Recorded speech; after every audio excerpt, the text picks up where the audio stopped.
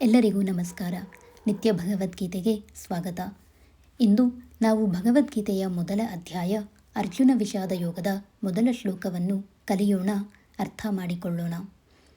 ಮೊದಲು ಶ್ಲೋಕವನ್ನು ಕೇಳಿ ಮತ್ತೊಮ್ಮೆ ನನ್ನೊಂದಿಗೆ ನಿಧಾನವಾಗಿ ಹೇಳಿ. ಅಥ ಪ್ರಥಮೋಧ್ಯಾಯಃ ಅರ್ಜುನ ವಿಷಾದ ಯೋಗಃ. ಧೃತರಾಷ್ಟ್ರ ಉವಾಚ ಧರ್ಮಕ್ಷೇತ್ರೇ ಕುರುಕ್ಷೇತ್ರೇ ಸಮವೇತಾಯುಯುತ್ಸವಃ ಮಾಮಖಾ ಪಾಂಡವಾಶ್ಚೈವ ಕಿಮಕುರ್ವತ ಸಂಜಯ. ಮತ್ತೊಮ್ಮೆ. ಧೃತರಾಷ್ಟ್ರ ಉವಾಚ ಧರ್ಮಕ್ಷೇತ್ರೇ ಕುರುಕ್ಷೇತ್ರೇ ಸಮವೇತಾಯುಯುತ್ಸವಃ ಮಾಮಖಾ ಪಾಂಡವಾಶ್ಚೈವ ಕಿಮಕುರ್ವತ ಸಂಜಯ. ಭಾವಾರ್ಥಕ್ಕೆ ಹೋಗುವುದಾದರೆ, ನಾನು ಮೊದಲೇ ಹೇಳಿದ ಹಾಗೆಯೇ ಭಗವದ್ಗೀತೆಯಲ್ಲಿ ಒಟ್ಟು 700 ಶ್ಲೋಕಗಳಿವೆ. ಅದರಲ್ಲಿ ಧೃತರಾಷ್ಟ್ರ ಮಾತನಾಡುವುದು ಇದೊಂದೇ ಶ್ಲೋಕದಲ್ಲಿ.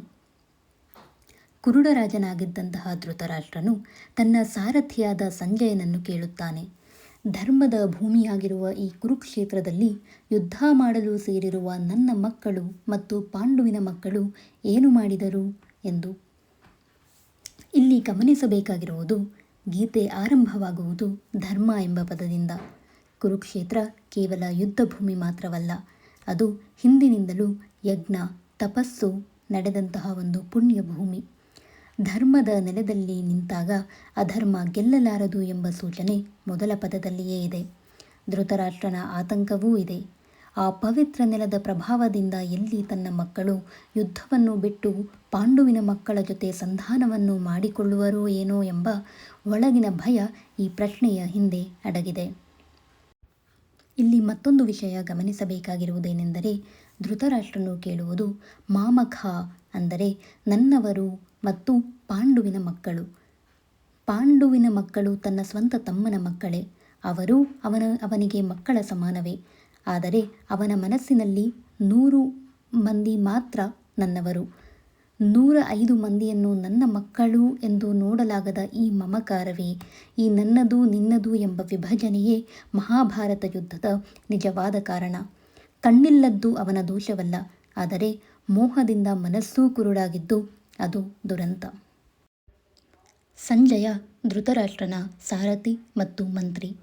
ಧೃತರಾಷ್ಟ್ರನಿಗೆ ಕಣ್ಣು ಕಾಣದೇ ಇರುವ ಕಾರಣ ವೇದವ್ಯಾಸರು ಸಂಜಯನಿಗೆ ದಿವ್ಯ ದೃಷ್ಟಿಯನ್ನು ಕೊಟ್ಟಿದ್ದರು. ಅರಮನೆಯಲ್ಲಿ ಕುಳಿತೇ ರಣರಂಗದ ಪ್ರತಿಯೊಂದನ್ನು ನೋಡುವಂತಹ ಕೇಳುವಂತಹ ಶಕ್ತಿ. ಅವನ ಇನ್ನೊಂದು ದೊಡ್ಡ ಗುಣವೇನೆಂದರೆ, ರಾಜನಿಗೂ ಸತ್ಯವನ್ನೇ ಹೇಳುವ ಧೈರ್ಯ. ಹಾಗಾಗಿ ನಮಗೆ ಗೀತೆ ಸಿಕ್ಕಿರುವುದು ಸಂಜಯನಿಂದ, ಒಬ್ಬ ಪ್ರಾಮಾಣಿಕ ಸಾಕ್ಷಿಯ ಮೂಲಕ. ಧೃತರಾಷ್ಟ್ರನ ಈ ಪ್ರಶ್ನೆಗೆ ಸಂಜಯ ಏನೆಂದು ಉತ್ತರಿಸಿದನು ಎಂಬುದನ್ನು 2ನೇ ಶ್ಲೋಕದಲ್ಲಿ ತಿಳಿಯೋಣ.